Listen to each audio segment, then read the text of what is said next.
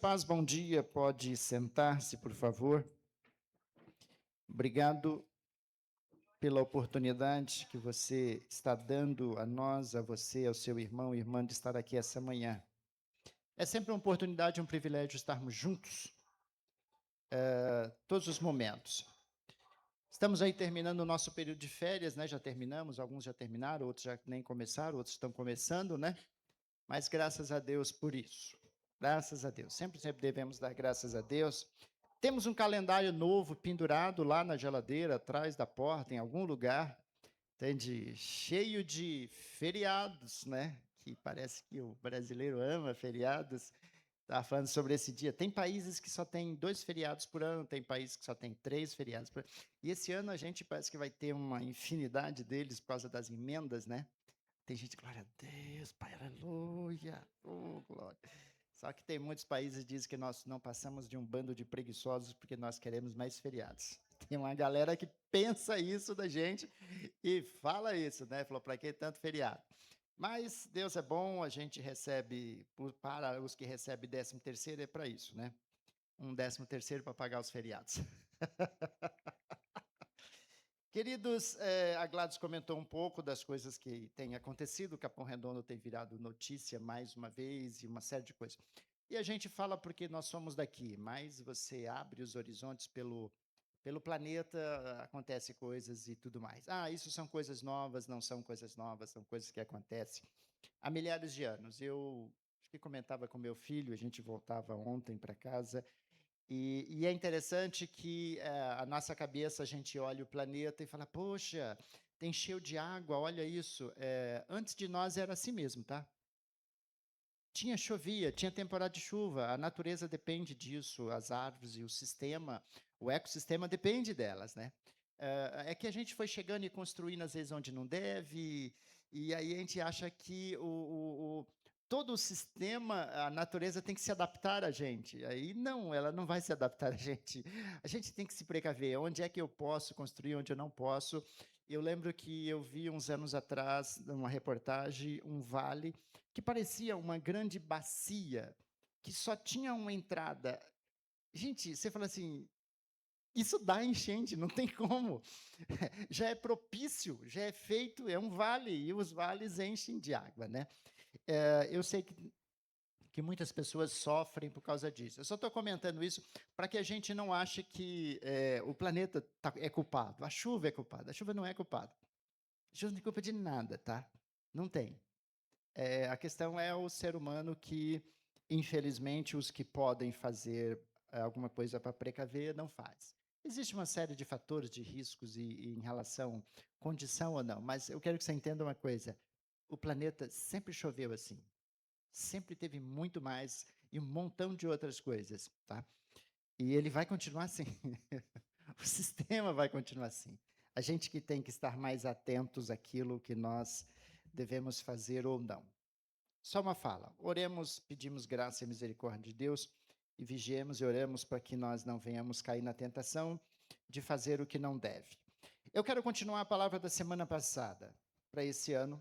Falamos sobre a vida da igreja, que é fundamental. Os 4 pilares da igreja, que é palavra, oração, comunhão, partir do pão, que é a ceia, tá?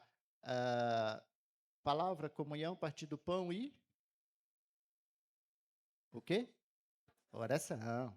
Tem que ter oração. São umas 4 coisas, mas isso quando nós falamos, é o básico.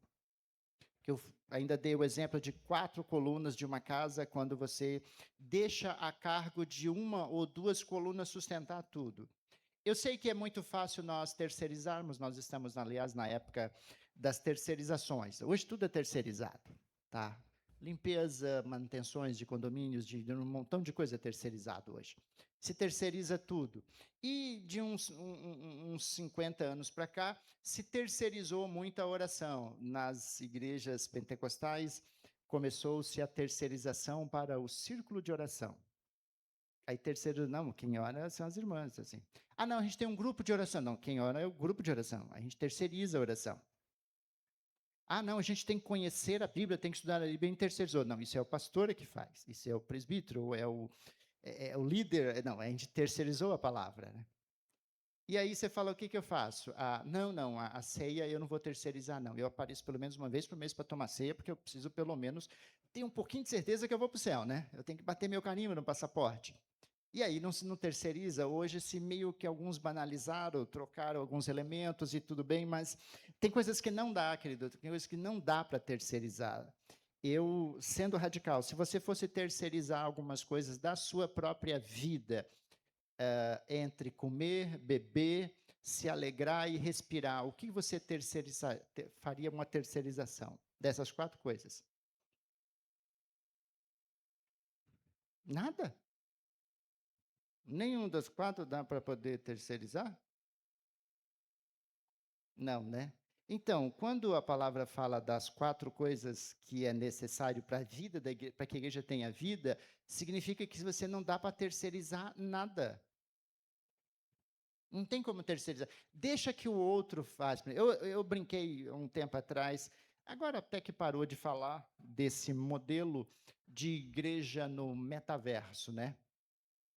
Eu falei, tá, se você vai ser igreja no metaverso, você também vai ter que entender que vai ter um céu metaverso ou um inferno metaverso.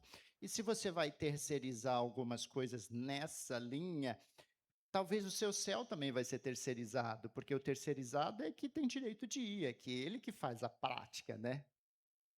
Talvez está meio ruim para algumas cabeças pensarem nisso, mas é fato. Quando a gente começa a terceirizar demais, a gente acaba também dando ao outro o direito. É o direito, tá? Quando você abandona a sua casa por muito tempo e alguém entra, mora um tempo, ela entra com pedido de uso capião e ela passa a ter direito àquela propriedade. Você fala, mas é meu. Eu falo, não, você não cuidou, você não zelou, você abandonou, você largou para lá. Tá? Só para você entender uma coisa, tem coisas que nós não terceirizamos. Você percebe que das 4 coisas que eu te falei, pessoal, você não terceiriza nenhuma. Mas se a nossa vida espiritual, a vida da igreja, depende dessas 4 coisas, que lá em Efésios 2 diz que a igreja, a vida da igreja é baseada naquilo. Aí a gente vai terceirizando. Hoje as pessoas terceirizam a comunhão pela comunhão virtual, que seja o metaverso, seja...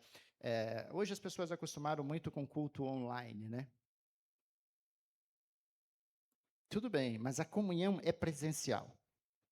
Lá em Hebreus, não me lembro exatamente a referência, mas o escritor diz: não faça como alguns que deixaram de viver em comunhão ou congregar juntos. Não façam isso. Há uma necessidade de estarmos juntos para que de fato possamos dizer que somos corpo. Então, dando continuidade naquela palavra do fortalecimento pela oração, pela palavra, querido, não dá para viver com alguém que não conhece. Conhecer a Deus significa conhecer o Evangelho. Não dá para dizer que eu conheço Jesus sem conhecer o Evangelho de Jesus. Não, eu conheço muito Jesus, eu tenho uma intimidade grande com Ele, mas não conheço o Evangelho. Não leio, não conheço o Evangelho. E quando eu falo evangelho, eu falo só do evangelho, que está ali em Mateus, Marcos, Lucas e João. É o mínimo, e a gente fala. E esse ano eu resolvi começar, como eu faço sempre, começar falando dessa vida da igreja, porque a gente vai para outros assuntos, para outras situações, e ministração de domingo, ou pregação de domingo, não é um discurso só para ouvir, porque faz parte do culto, é ensinamento também, é a palavra também. Tá? E é necessário isso. Ok? Deixa eu falar aqui, um parênteses que eu pensei em falar para vocês, sobre algo que já não toco nesse assunto há um tempo, mas como eu tenho percebido, e outros pastores, alguns pastores que a gente conversa também, é que assim, a igreja evangélica, no geral, hoje, o conglomerado todo, ela está muito confusa, ela se tornou muito híbrida, é uma coisa meio misturada uma coisa com outra. Agora, tem uma coisa que está no meio da igreja que as pessoas esquecem de um mandamento que eu quero ler para vocês. Vamos lá.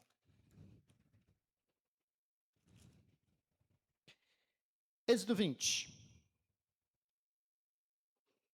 Entenda porque eu vou dizer isso aqui. Eu vou abrir um parênteses, ele vai ficar um pouco grande depois. Se alguém quiser discutir sobre isso, a gente discute na terça-feira no ensino, acerca do que eu vou dizer agora. contradiz 1 milhão de coisas que tem por aí. Mas entenda bem o que eu vou dizer para você. Deus estabeleceu algumas coisas primordiais em Êxodo 20 e falou: olha, Moisés, você tem que ensinar o povo a viver e fazer essas coisas aqui. Aí foi estabelecido uns mandamentos básicos. Todos os mandamentos que vieram depois, em todo o Antigo Testamento, é baseado nesse chamado os 10 mandamentos. Que todo mundo já ouviu falar, que tem filme, que encheu de ficção e outras coisas mais. Eu quero ler, e eu vou parar numa parte que eu quero que vocês entendam bem e vigiem acerca disso. Diz assim: e Deus falou todas essas palavras, 2 pontos. Ele fala: eu sou o Senhor, o teu Deus, que tirou você do Egito, da terra da escravidão. Falou: ó, eu tirei você da escravidão. Então, como é que você tem que proceder em relação a alguma coisa? Ele fala: não terás outros deuses além de mim, seja o que for. Ele diz: não farás para ti nenhum ídolo, nenhuma imagem de qualquer coisa, esteja ela na terra, ou no céu, ou nas águas, ou debaixo da terra. Não te prostrarás diante deles, nem lhes prestará culto, porque eu, o Senhor, o teu Deus, sou Deus zeloso. Eu vou parar aí, eu não vou falar sobre o restante. Castigo não é o caso hoje. Deus não castiga ninguém, não. As pessoas tomam por si. Mas olha bem, não farás nenhum ídolo, nenhuma imagem. Aí você fala: lógico que não, a gente é evangélico, a gente não usa imagem. A gente não usa. Mas vamos pensar nesses últimos dos anos, final dos anos 90, meados dos anos 90, uma imagem tomou conta da igreja. E as pessoas, eu tenho visto, eu já fui em algumas igrejas, que essa imagem tem sido assim utilizada em larga escala. Tá? Muito, em imagens grandes. Grande, assim, painel grande, as pessoas carregam esta imagem em camisetas, em nome de conferências, em um montão de coisa, e essa imagem tomou conta e, de certa forma, tem sido venerada de uma forma ridícula, me perdoa a palavra, porque você fala: gente, mas é imagem. E atribui mais poder a essa imagem do que aquele que deveria se atribuir poder. É o leão. Gente, essa idolatria, esse ídolo que em algum momento introduziram, é de uma forma tão impressionante que eu fiquei impressionado quando cheguei numa igreja e aí de um grande amigo meu, aí tem um painel grande na entrada e você entra, tem outro, depois você chegou no salão, tinha outro. Eu falei: Jesus Cristo! Mas aqui não está escrito para você não fazer imagem. Porque essa é uma forma de idolatria, de adoração. Vamos entender uma coisa: representação. Jesus foi dado para representar o cordeiro do sacrifício. O cordeiro do sacrifício era real.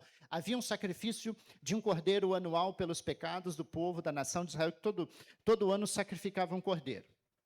Aí a palavra diz que Jesus viria representar esse cordeiro para não mais precisar matar um cordeiro. Por isso que ele é chamado de Cordeiro de Deus. Isso é uma representação, mas ele é Deus, ele é a encarnação de Deus, ele não é um cordeiro literal.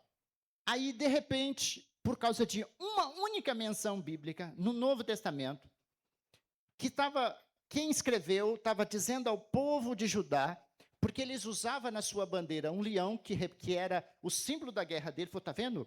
Ele é como o leão de Judá. Pronto, acabou. Já foi. Tira o cordeiro. Lá em Apocalipse diz que no trono está o cordeiro, mas não é um mé que está lá, é Jesus que está lá, não é literal. É só uma representação. E aí inundou, invadiu de uma forma tão grande que eu lembro que eu estava em... Deixa eu lembrar o nome da cidade. Minas Gerais. Eu estava numa conferência há muitos anos, e um cidadão e eles falando de leão, e aí um cidadão, você fala: não, eu sou como um leão, só falta a Juba aqui que não nasceu ainda. Mas eu falei: Jesus Cristo amado. Eu estou falando isso, eu já me segurei muitos anos para falar sobre isso, um ou outro que veio falar comigo, anos atrás, eu falei: não, Assim, você, isso é um problema sério, porque você sai do foco de Jesus. Você vai acreditar mais na imagem de um leão em casa, na imagem do leão na sua camiseta, do que em Jesus. Não podemos fazer isso, porque aqui é claro: não farás para ti nenhuma imagem. Porque a tendência, quando você tem uma imagem, é adorá-la. Por quê? Aqui, nesse momento, o povo já tinha saído do Egito, já tinha passado lá por aquele tempo do bezerro. O povo tinha uma tendência muito grande de adoração de imagem. E ele fala: não faça nada. E o interessante aqui, queridos, aí fica pelo seu entendimento, vamos lá. Coisa que está no céu, na terra, nas águas e debaixo da terra. Ah, não, mas eu creio que fulano está no céu. Ele fala: não faça uma imagem dele. Mas eu creio que anjo está no céu. Ele fala: aqui está escrito: não faça uma imagem. Primeiro, você não viu. Começa por aí, você não viu. Ah, o que tem embaixo da terra? Ah, eu acho que tem tal bicho. Você não viu. Ele fala: não faça. Ah, os que andam sobre a terra. Ele fala: também não faça. Seja vivo, seja morto. Ele fala: não faça. Porque a tendência é a gente se prostrar diante disso. Depois você vai ver Isaías e outro escritor, ele falou assim: não pegue um pedaço de madeira e faça uma escultura e pinte. Depois você se prostra diante da sua criação e pede que ela te ajude. Ele fala: não, mano. Porventura o Criador não tem mais poder do que a criação? Essa é uma complicação. Mas o que eu quero pegar aqui é no leãozinho. Querido, eu quero que você me entenda. Eu quero ficar só no leãozinho, que é o nosso problema de hoje. Se você fala: não. Outra hora a gente conversa mais sobre isso. Isso enfraquece a igreja? Enfraquece. Porque nós estamos falando da vida da igreja. E hoje a gente quer falar sobre o que Paulo fala em Efésios 6. Você vai pegar essa vida da igreja e você vai acrescentar, além dos 4 pilares, Paulo fala: olha, você tem que ter uma armadura, são elementos que te fortalecem para você conseguir vencer os problemas. Vencer as coisas. Querido, nós temos luta, sim. Quando Jesus nos chamou, ele fala: no mundo você vai ter aflição, você tem que lutar, você tem que resistir, você tem que estar firme. Efésios capítulo 6, versículo 10 em diante. É interessante a expressão de Paulo aqui, depois que ele fala de deveres de maridos, de escravos, fala sobre relacionamentos, fala de uma série de coisas. E eu percebo Paulo dizendo: chegou onde eu queria. Quando ele usa a palavra finalmente. Olha lá. Finalmente. Cheguei onde eu queria falar com vocês. Onde vocês não podem esquecer. E ele começa dizendo: fortaleçam-se no Senhor e no seu forte poder. No Senhor, não no leão. No Senhor. No seu Senhor. Fortaleça no Senhor e no seu forte poder. E aí você tem a orar em línguas, os dons, tem uma série de coisas que você pode encher do poder de Deus, outras coisas que às vezes muitas pessoas são levadas à ambição e o desejo de querer ser cheio do poder de Deus, porque ele quer ser famoso, ele quer estar bem na internet, ele quer que as pessoas respeitem ele mais na igreja, e se perde nisso, nesses 40 anos de igreja. 40 não, 45. Que eu já vi muita gente se perder nisso. A vaidade, o orgulho e o achar que tem direito de falar alguma coisa porque tem um dom. Não, Deus me deu o dom para ser o profeta da igreja ou para ser aquele que faz milagre. Então, eu tenho direito a uma oportunidade na igreja todo domingo. Eu posso interromper a pregação para trazer uma profecia. Eu vi muito disso. Paulo fala sobre ordem e decência, mas eu quero dizer uma coisa para você. Isso aqui é individualmente, você tem que se fortalecer no Senhor, com oração, com palavra, com comunhão e o partir do pão. E outras coisas que Paulo vai acrescentar aqui. E esse é um ano, você fala: mas vai ser, o que vai ser de diferente esse ano? Esse ano é um ano bem típico, como todos os anos pares. Eu falei domingo passado, nós é um ano de eleição e é um ano de Copa, né? e o ano de Copa. Aí, no meio do ano, esse ano vai ser uma belezura, né? O Brasil meio que para a Copa, depois meio que para a eleição, aí vira aqueles problemas de disputa de palavra, de partido. Nós tivemos isso na eleição passada e tem evangélicos, crentes e pastores que brigaram e não reataram até agora. A igreja não foi aprovada nesse quesito. A igreja precisa entender qual é o papel dela e a posição dela. Nem é para lá, nem para cá, para lado nenhum. A gente não tem lado. Precisamos sermos cristocêntricos, centrado no evangelho. Se depender de vós, estejais em paz com? Se depender de vós, estejais em paz com? É a palavra. E não é todos que eu escolhi. Não, não, não, não. Essa parte não está lá. É com todos. E esse é um ano de luta. Esse é um ano de dificuldade em relação a muitas coisas. Por isso eu quero começar com vocês com essas ministrações, com esses ensinos e outras coisas que nós precisamos. E eu já deixo aqui que os pregadores aqui já trabalhem muito nessa linha esse ano. Fiquem nessa linha. Fiquem no caminho da conciliação, da paz, do fortalecimento, para que não sejamos derrotados pelo mal. E o mal que eu digo maligno. Porque tem uma galera aí que diz que mal é aqui ou é de lá. Não. Tem nada a ver com o lado político. Tá? Porque a pessoa está vendo? Ó, ele falou, não, eu não disse isso. Satanás tem se utilizado de muitos artifícios para dividir a igreja, enfraquecer a igreja, por causa de questões que não têm nada a ver com o reino de Deus. Estamos nesse mundo, mas não podemos se deixar levar por essas coisas. Deixa eu seguir aqui. Então, a palavra para nós esse ano é se fortalecer no Senhor e no seu poder. Amém? Aí Paulo começa a dizer como é que isso é possível. Os 4 pilares, porque isso aqui não está substituindo, ele soma, tá?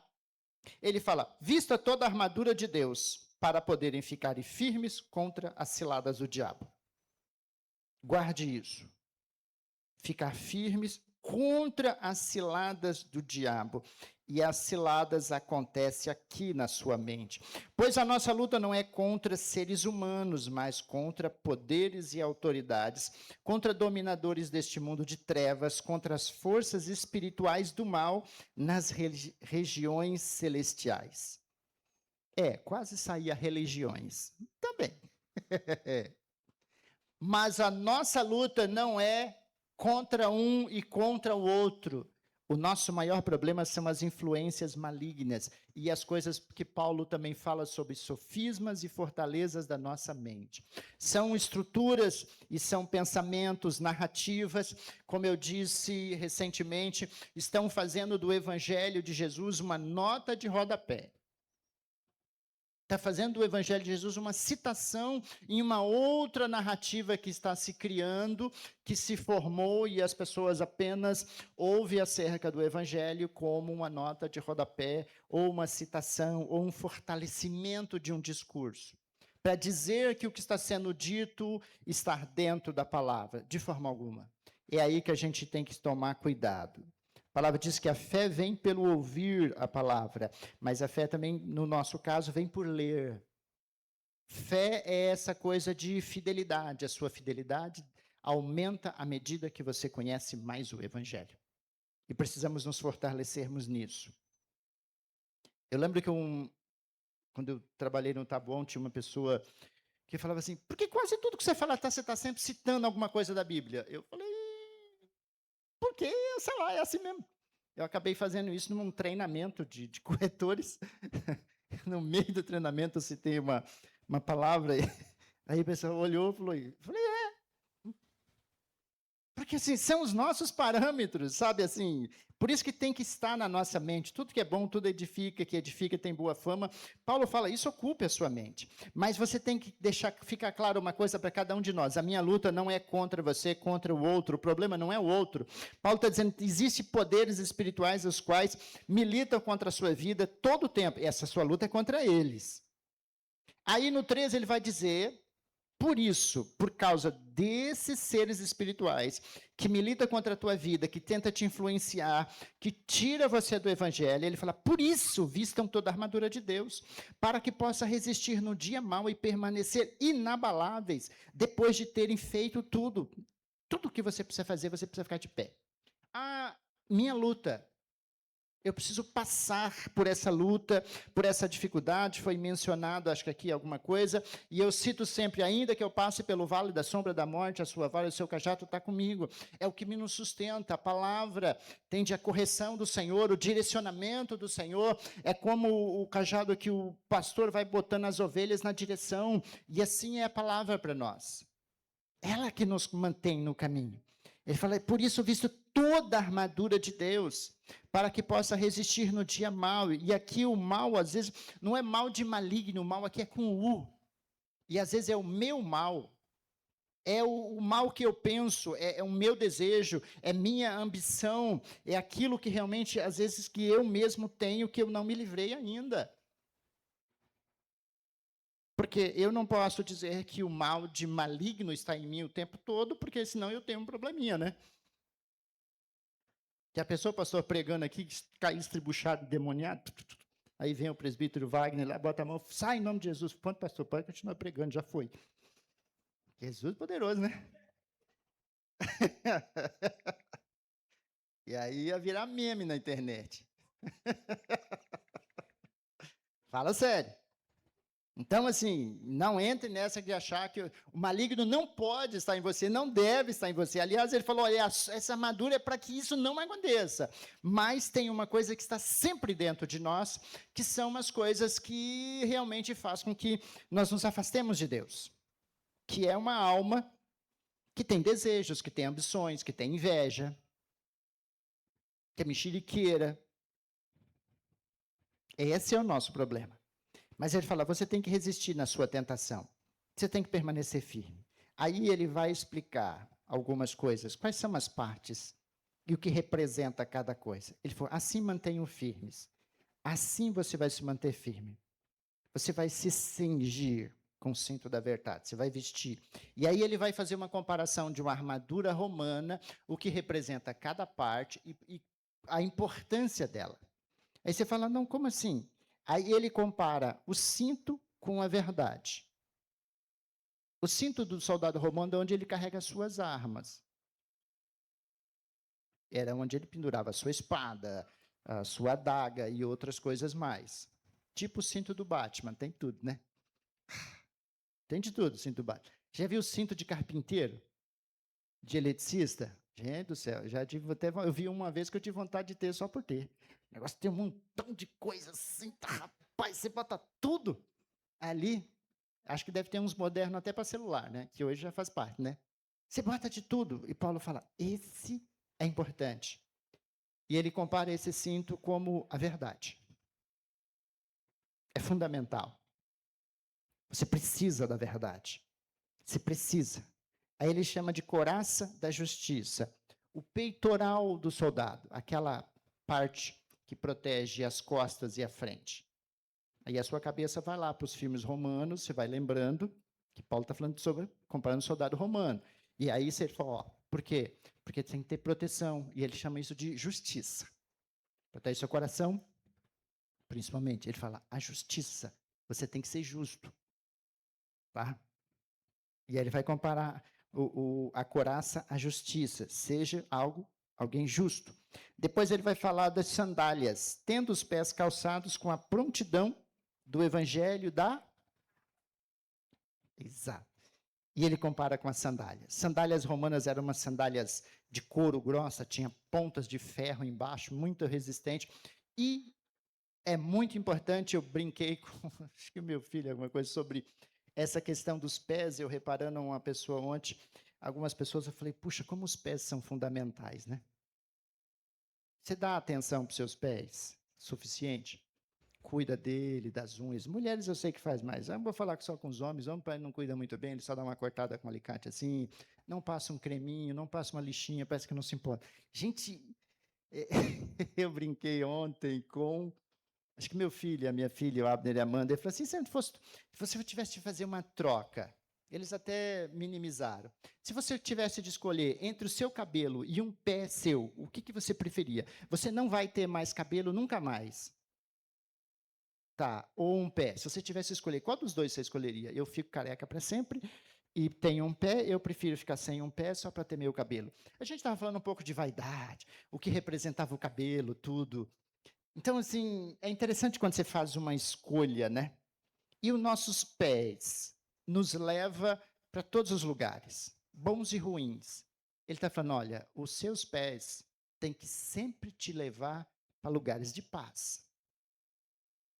Ele sempre, quando ele fala do evangelho da paz, que infelizmente nós temos hoje aí, ligado àquele gatinho que eu falei, um evangelho da guerra, do confronto, da afronta. E não é contra os seres espirituais, são contra outras pessoas. Que combate, há uns 20 anos atrás, eu fiquei sabendo que tinha 2 igrejas, ainda acho que tem ainda, uma colada com a parede da outra, e uma estava jogando sal grosso na porta da outra, para a outra falir, para eles alugar o prédio.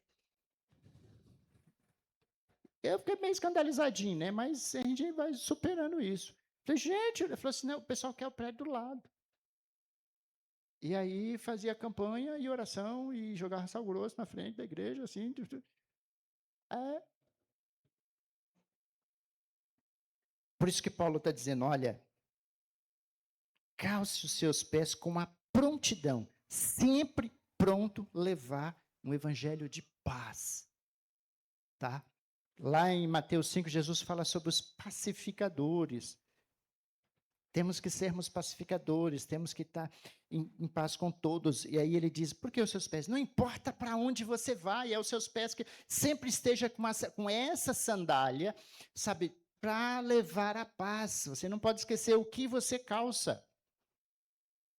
Eu sei que, para você entender, existe um tipo de sapato, de tênis especial para vários esportistas, sapato social para reunião, mas ele fala, esse você tem que carregar sempre.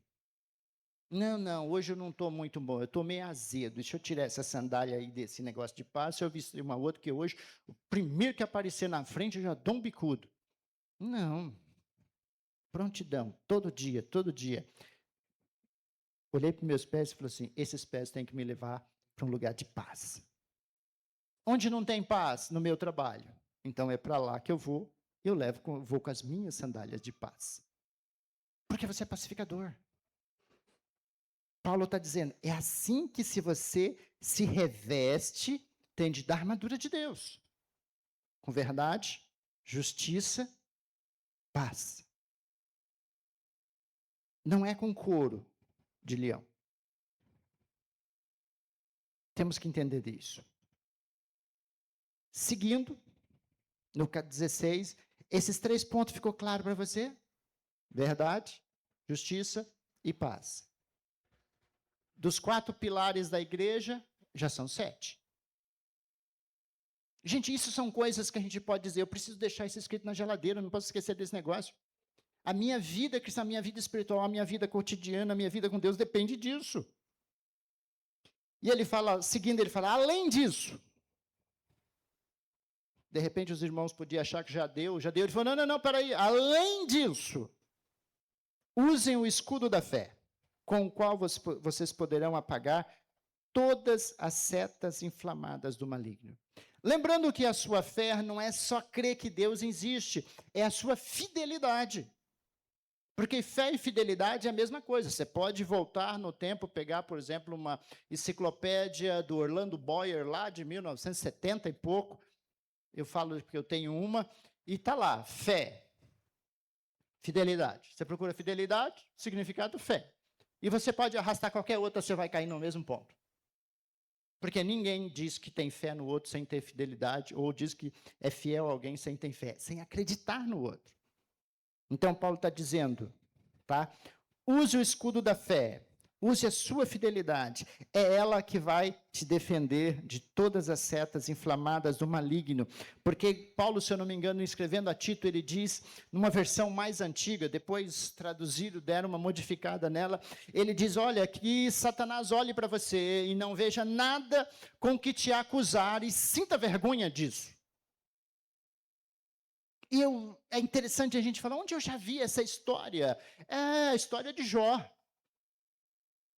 A história de Jó, ele tentou dizer, ou não, mas ele tem falha. Deus falou, não, Jó é de boa, um cara fiel. Um cara ali, ele falou, não, é fiel porque tem isso. Tira dele para ver. A fidelidade e a fé de Jó foi provada. A palavra diz que nós somos provados como se prova o ouro no fogo. Eu acredito que nenhum de nós ainda teve a fé provada como a de Jó. Alguns podem dizer, Deus me livre. Quem conhece a história do Senhor, me guarda desse mal. Não me prova esse ponto que eu não sei. É assim que tem que ser. A sua fé, querido, que vai te manter de pé. Quando Satanás tentar te acertar com calúnia, com defamação, seja um que... Aqui sim, é o maligno com M maiúsculo e o maligno mesmo. Aqui é o maligno. Por isso que a gente tem que vigiar e orar. Sempre. Então ele falou, ó, use o escudo da fé. O tempo todo, use a sua fé para vencer o mal. Use a sua fidelidade para vencer o mal. Depois ele fala do capacete da salvação. E a espada do Espírito, que é a palavra. Tá? Ele coloca junto o capacete, a sua cabeça, onde está a sua fé, onde você crê que você é salvo. E ele fala da espada do Espírito, que a espada do Espírito é com que você ataca. Você tem um escudo, que é a sua fé, que Satanás não consegue atingir e tocar você. Você tem a sua cabeça. Hoje em dia é complicado, quando Paulo fala que tudo que é bom, tudo que edifica, isso ocupe a sua mente. Nós temos uma mente, ou um cérebro propriamente dito, que está vulnerável a bilhões de informações e parece que a gente não está conseguindo proteger essa cabeça com esse capacete da salvação. Porque hoje de manhã eu pensava e eu tentando lembrar de algumas coisas. Quais são as palavras que hoje no meio de alguns nichos de igreja não se fala? 3 basicamente foram instituídos no meio da pregação: pecado, inferno e céu. Isso me remete a um pensamento, que é uma linha de pensamento chamada de existencialismo. Tudo que eu preciso é para viver hoje, nesse tempo e aqui. O céu ou o inferno não existe de certa forma. E eu estou falando do meio de uma linha de igreja evangélica. E eu sei, eu conheço gente que é meio existencialista. Existencialista, assim, tudo que é para existência do tempo humano. Porque, querido, se você disser que você crer no céu, significa que você vai fazer ou viver também para isso, como Jesus mesmo falou, eu vou voltar para te buscar. Tem um lugar preparado para você. Você vai viver comigo. Mas parece que isso foi meio extinguido de uns certos grupos. Se você não fala de céu, consequentemente, você não vai falar de inferno. Para quê? Para que aterrorizar? Então, nós estamos vivendo algumas coisas complicadas. Como é que está a sua fé? Como é que está a sua fidelidade? Nós temos que manter esse escudo da fé. Versículo 16 fala, usem o escudo da fé. Não é de vez em quando, nós precisamos sempre dele, senão nós seremos alvejados. Ele fala, esse capacete da sua salvação e a espada do Espírito. A espada do Espírito é conhecer o Evangelho, é a palavra de Deus, está escrito aí, que é a palavra. Jesus mostra isso, como praticar isso lá nos 40 dias, no deserto. Jesus ensinou a gente a usar isso. Quando Satanás vem falar, que fome doida, né? Nossa, com uma fome dessa eu comeria uma pedrinha daquela, né? Transformaria ela em pão, falou, faz aí. E Jesus é tentado. E Jesus, o que Jesus usa? Jesus usa isso aqui. Jesus mostra plenamente. Ele tinha tudo que ele falou no seu evangelho, tinha a verdade, tinha a sua justiça, tinha a sua paz, o escudo da fé fica claro, e essa questão do capacete que ele tinha, a sua cabeça era plena nisso, e o tempo todo ele tinha a espada na mão. E hoje nós não temos a espada na mão. A espada nossa é a língua, quando nós falamos da palavra. É a língua. Porque o que ele diz aqui? A espada do Espírito, que é a palavra de Deus, é a nossa boca, é a nossa língua, quando ele vai dizer na sequência que devemos orar no Espírito em todas as ocasiões, com toda oração e súplica. São as nossas palavras, mas palavras alinhadas com a verdade, com a justiça, com a paz. Porque são essas coisas que dão, eu diria assim, autenticidade à nossa oração, à nossa fala, é a palavra. Está baseada no ensino de Jesus, na vida de Jesus, está baseada na nossa vida. Querido, não existe coisa pior do que você começar começar a ouvir uma pessoa falar com você e você olhar para ela, você fala, nossa, que pessoa dissimulada, pessoa mentirosa. Eu sei que ele não é assim. Eu conheço ele, ó. E aí você ouve a história dela, ouve, e aí você fala, nossa, o que ela está tentando fazer? Está tentando me enganar por quê? Está tentando me enrolar? O que ela quer de mim com essa conversa fiada? Às vezes, nas nossas orações diante de Deus, é assim, e Deus vai pensar a mesma coisa acerca de nós. Sei quem é você. Eu sei o que você faz. Sei que você está mentindo. Você está tentando me enrolar por quê? Tipo, deixa dessa conversa fiada. Vá direto ao ponto e diga, eu pequei.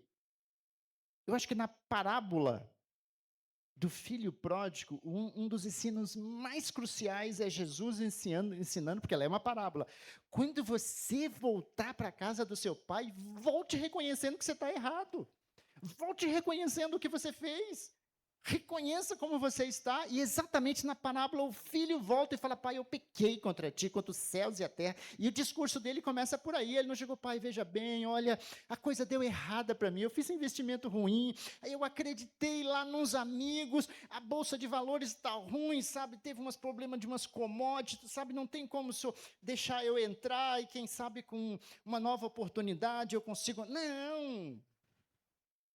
E às vezes a gente vai orando e fala, Senhor, o Senhor viu, né? Deu errado, eu pensei, e ele fala, para de me enrolar, eu sei quem é você.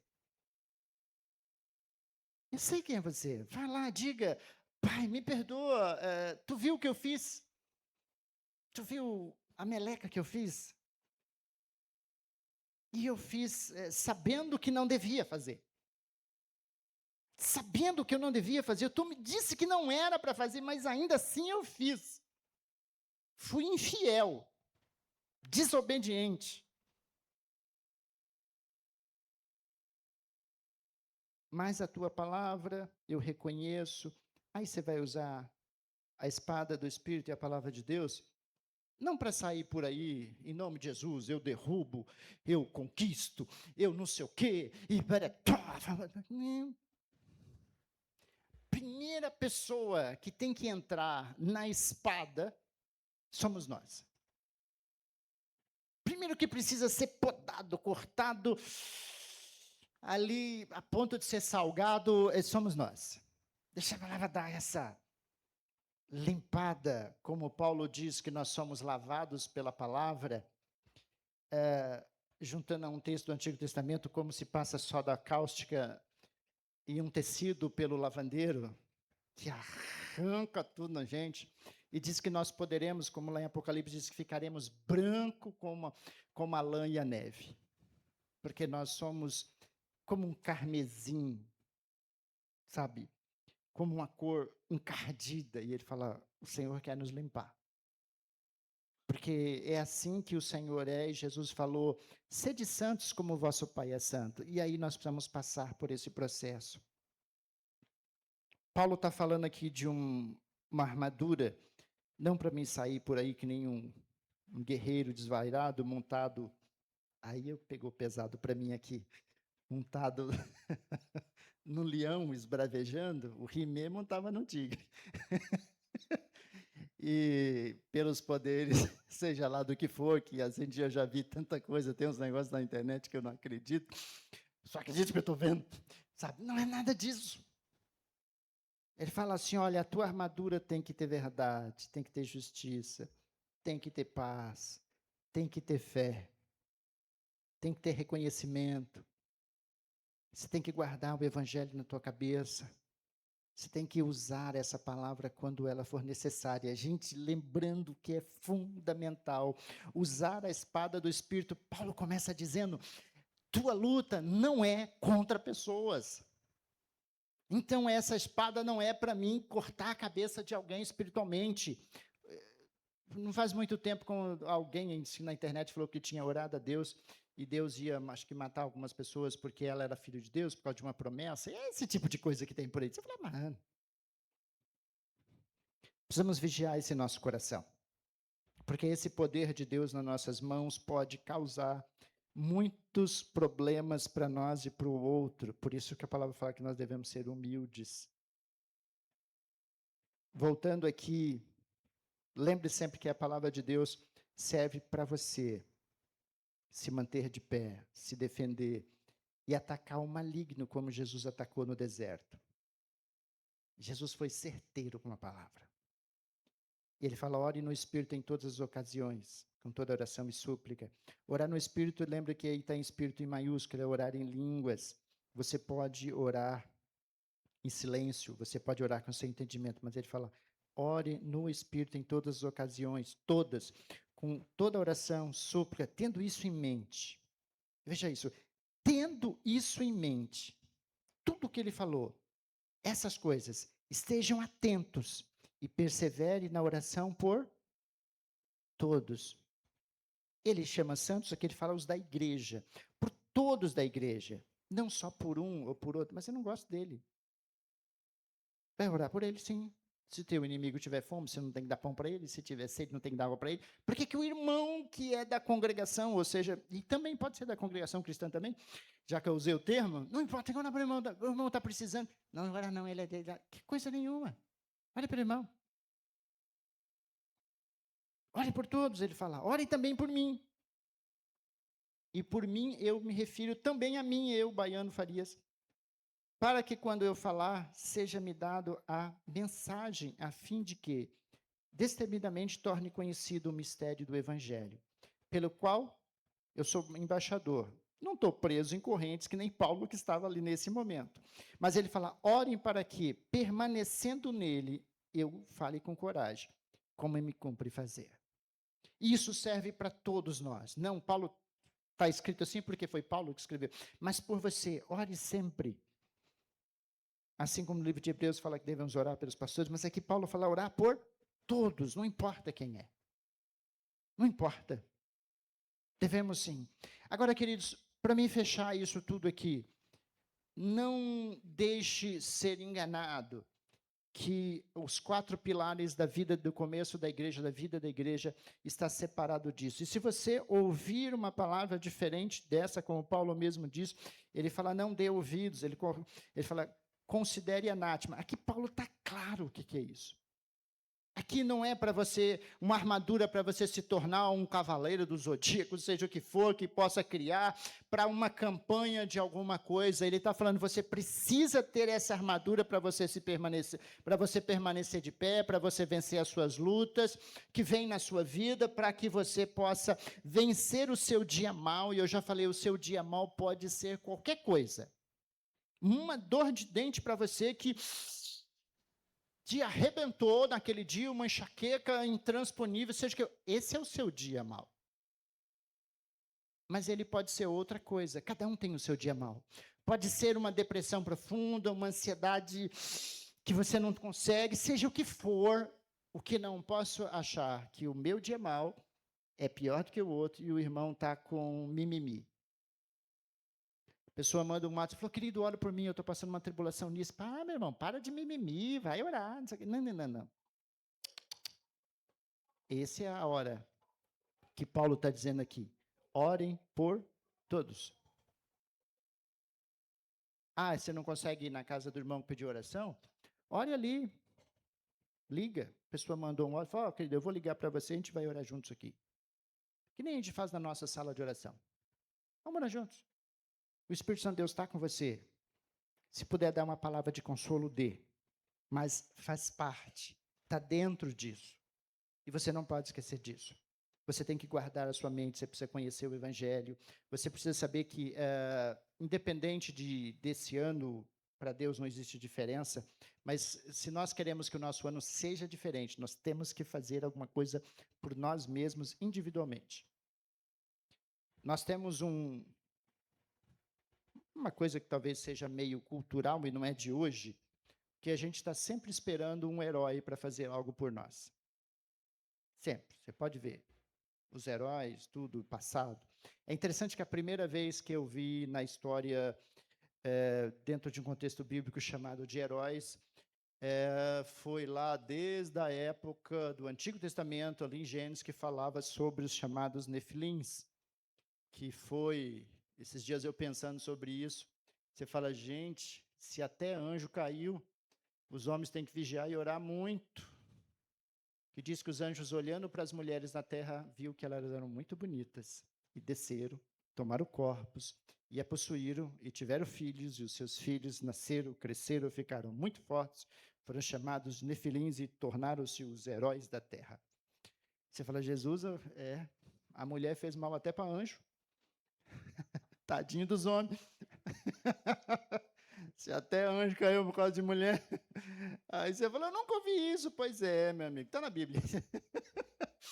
Mas essa coisa da gente sempre achar que um dia vai aparecer um salvador da pátria, ou um herói, como as pessoas esperam um herói político, e às vezes esperam um herói pastor, ou apóstolo, ou profeta. Gente, o nosso herói é Cristo Jesus. Tudo se fez novo por causa dele. Tudo é por ele, como diz Paulo. E tudo é para ele, são todas as coisas. Ele é o nosso Salvador. Como diz lá atrás o profeta, se o Senhor não guardar a cidade, em vão vigia o sentinela. Se o Senhor não estiver conosco, se ele não for o nosso Senhor, o nosso Deus, em vão são os heróis. Fique em pé, por gentileza. Fortaleçam-se no Senhor e no seu forte poder. Você tem que se fortalecer no Senhor. Você tem que estar todos os dias lembrando que é Ele que te guarda e te livra todos os dias, porque é Ele que disse que estaria conosco todos os dias da nossa vida. Todo dia, toda hora. Incessantemente, o tempo todo. Ele é o nosso Deus. Você pode fechar os seus olhos, por favor? Eu queria que você fizesse a sua oração neste momento, pedisse graça, misericórdia a Deus, que te dê sabedoria e que você não seja roubado, que essa palavra não caia no esquecimento. Porque uma das coisas, grandes ciladas que Satanás usa é tentar tirar da nossa memória a palavra.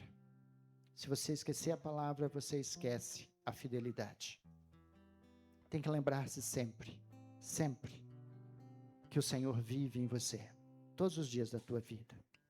Faça a sua oração neste momento, peça a Deus, se você tem que pedir misericórdia, seja o que for, você precisa pedir sabedoria, peça a Deus. Tiago diz, peça, se não tem sabedoria, peça a Deus. Peça sabedoria a Deus, que Ele dá graciosamente. O Senhor não quer que os seus filhos pereçam por falta de conhecimento. Pai, obrigado por esse privilégio, obrigado por essa oportunidade, obrigado por esse tempo precioso, obrigado pela vida de cada um que está aqui, por aqueles que estão em casa ou aqueles que vão nos ouvir em algum momento. Que a tua bênção e a tua graça seja sobre nós. Eu peço, Senhor, que venha o teu reino sobre nós. Venha o teu reino, governe as nossas vidas, guarde as nossas mentes, que de fato, Senhor, possamos estarmos revestidos dessa armadura, Senhor. Mas não podemos pedir que tu nos dê essa armadura, porque está escrito, Senhor, que são coisas que nós devemos conquistar. São coisas que nós devemos, ó Deus, estar indo atrás, dedicarmos. seja também a palavra, a oração, a comunhão e o partir do pão, seja a verdade, seja a justiça, seja a paz, seja a fé, Senhor, são coisas que nós construímos em nós, por meio da Tua palavra, e cremos, Senhor, que a Tua presença é importante para nós, para nos ajudar, Senhor, termos essa proteção, Senhor, estarmos, ó Deus, protegidos, ó Deus, por essa revelação, ó Deus, que eu sei que a plenitude do Teu Espírito nos traz força, graça e livramento, Senhor, para que nós não venhamos abrir mão de nada disso, Pai. Que Tu possa, Senhor, abençoar os Teus filhos que estão aqui, Senhor, que Tu possa derramar grandemente a Tua unção sobre cada um.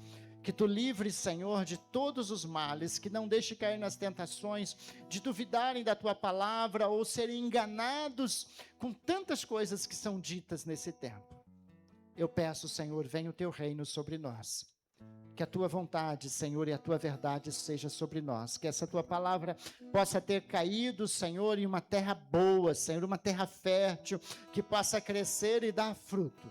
E que os Teus filhos tenham uma semana de bênção, Senhor, em nome de Jesus, Pai. Em nome de Jesus. Amém? Glória a Deus. Que o Pai te abençoe. Uma semana de bênção para você. Que você permaneça firme. Fortaleçam no Senhor. Tem coisas que nós precisamos fazer todos os dias, é lembrar de Deus, assim como nós tomamos água e comemos todos os dias, é o que nos mantém vivo, tá bom? Um abraço, boa semana. Henrique, mais uma vez, Deus abençoe todos que estão aí, tá bom?